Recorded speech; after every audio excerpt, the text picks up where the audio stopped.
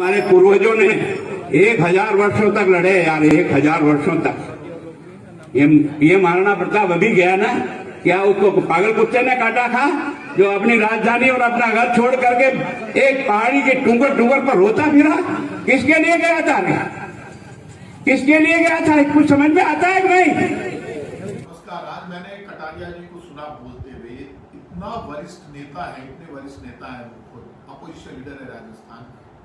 पहले तो इनके प्रदेश अध्यक्ष सतीश पूनिया जी ने कीर्तिमान बना दिया। वो मेवाड़ की धरती पर जाते हैं वल्लभनगर में और जाकर और महाराणा प्रताप की मूर्ति को पांव में जगह देते हैं। पूरा मंच है, बीजेपी का मंच सजा हुआ था और महाराणा प्रताप की मूर्ति पांव में रखते हैं। आपसे मैं निवेदन करना चाहता हूँ, आप भगवान राम के नाम पर वोट मांगते हैं, आप महाराणा प्रताप के नाम पर वोट मांगते हैं, आप भक्ति और शक्ति के नाम पर वोट मांगते हैं, आप देश की धर्म और संस्कृति को बचाने की बात करते हैं। बीजेपी के लोगों को माफी मांगनी चाहिए। कटारिया साहब को और सतीश पूनिया जी को माफी मांगनी पड़ेगी। सतीश पूनिया जी को माफी मांगते हुए शर्म आ गई, आज तक माफी नहीं मांगी। कटारिया जी को, सतीश पूनिया जी को माफी मांगनी चाहिए।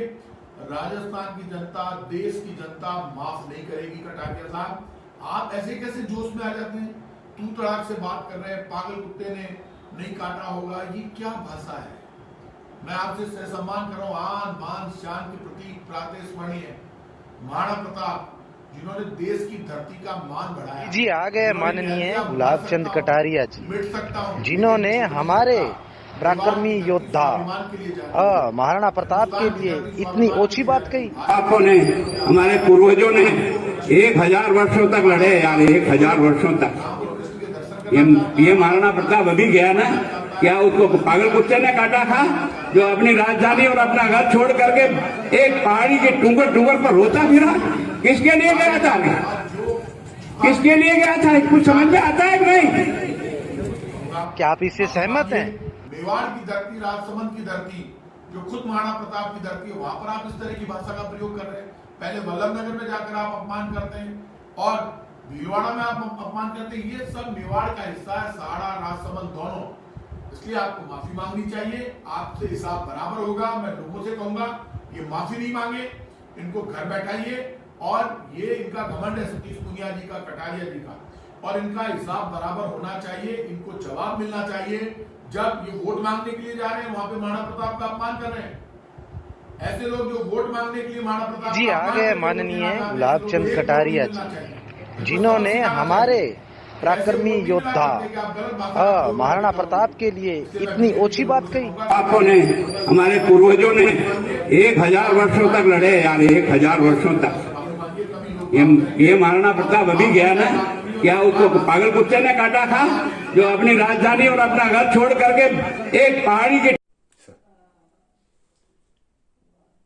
कल कुंवारिया में मेरे द्वारा जो भाषण दिया, उसमें मैंने इस देश के पूर्वजों ने 1000 वर्षों तक लड़ाई लड़ करके इस देश, धर्म और संस्कृति की रक्षा की, उसी की तुलना में मैंने कहा था अभी भी महाराणा प्रताप गए।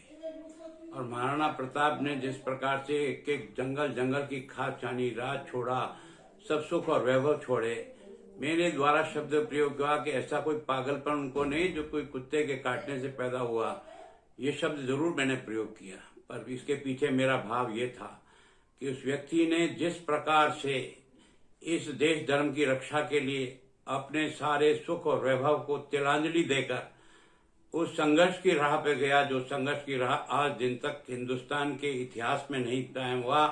उस व्यक्ति ने जिस प्रकार से इस देश धर्म की रक्षा के लिए इतने बड़े कष्टों को भी अंगीकार किया और अंततोगत्वा विजय प्राप्त की, उस महाराणा प्रताप के प्रति मेरी ये भावना नहीं थी। मेरी ये थी कि उनका ये पागलपन वास्तव में देश धर्म के प्रति जो प्यार का था, वो उन्होंने जीवन भर तक निभाया।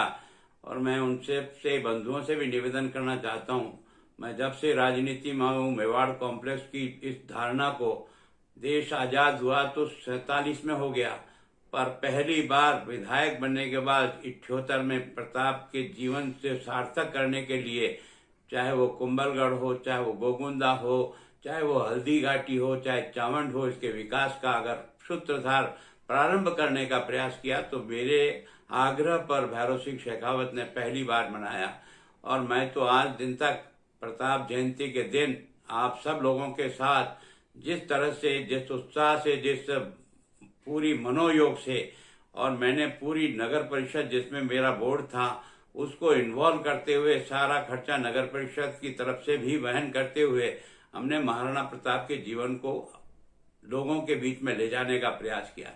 जिस पाठ्य पुस्तक में नहीं था उस पाठ्य पुस्तक में प्रताप के जीवन का और शौर्य को प्रकट करा, और जिसको अकबर महान कहा जाता था उसकी जगह हमने प्रताप महान को पाठ्य पुस्तक में डालने का प्रयास किया। हमारे मन में उस महाराणा प्रताप के प्रति अनन्य श्रद्धा थी, है और रहेगी। मेरे शब्दों का मैंने क्षमा याचना की। मेरा पूरा भाषण आप सुनना, आज मुझे बहुत आक्रोश है, बहुत गुस्सा है, और उसके कारण से मैंने कुछ शब्दों का प्रयोग अगर आपको गलत लगा तो मैं क्षमा चाहता हूँ। मेरी भावना हमेशा महाराणा प्रताप के शौर्य और बहादुरी के बारे में प्रेरणा देता है, जीवन में कुछ कर गुजरने के लिए उत्साहित करता है कि चाहे जीवन में कितने भी कष्ट क्यों ना आवे, पर इस देश धर्म की रक्षा के लिए अपने आप को समर्पित करें। इस भावना के साथ मैंने कहा है। अगर किसी को इन शब्दों के कारण से कोई अटपटा, क्षमा मांगता हूँ। मुझे इसमें कोई अहंकार है कि नहीं, क्षमा नहीं मांगूंगा। मैं सब ऐसे महापुरुष जिसने वास्तव में अभी अभी जो गया है और जिसने हिंदुस्तान की इस अस्तित्व को बचाया है, इस मेवाड़ की धरा ने आज इस जहां हम हैं और आज जो हमारे देवी देवता और भगवान जहां हैं, उन सब को बचाने के लिए जो परिश्रम और जो संघर्ष उस व्यक्ति ने किया उसके प्रति नमन है मेरा। और मेरी भावना को ठीक प्रकार से पूरा समझें और फिर उसके ऊपर किसी प्रकार की बात कहें तो बहुत अच्छा लगेगा।